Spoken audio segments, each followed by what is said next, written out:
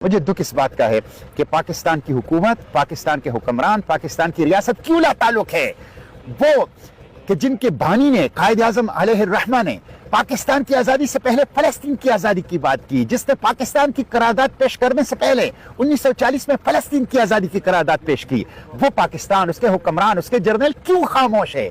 अब यहाँ पर आज हमें एक यूरोपियन NGO ने एक मुकम्मल शिप भेजी है जो कि एक पूरा अस्पताल है, उसमें हर किस्म की इमरजेंसी, हर किस्म का इलाज मुआलजा है। अगर यूरोप के NGOs ये बेच सकते हैं, और अभी तुर्की के मिलिट्री शिप आए हैं, मैं आपको दिखाता हूँ, ये आप वो दूर जो नज़र आ रहा है ये तुर्की के मिलिट्री शिप हैं, और यहाँ पे भी अगर आपको मैं दिखा सकूँ ये 2-3 आए हैं।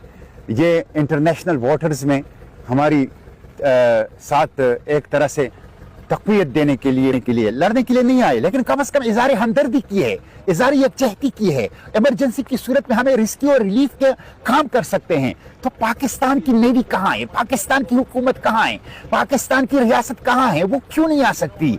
क्या गज़ा, अक्सा और फ़लस्तीन सिर्फ तुर्कों का है? क्या गज़ा, अक्सा और फ़लस्तीन सिर्फ स्पेन और इटली का है? क्या हमसे पूछा नहीं जाएगा? क्या हुक्मरानों से पूछा नहीं जाएगा?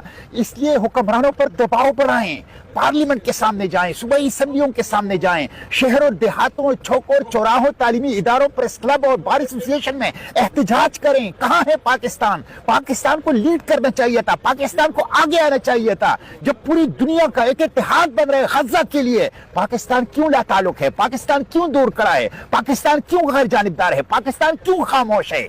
इसलिए ये वक्त है, फैसला कुन वक्त है।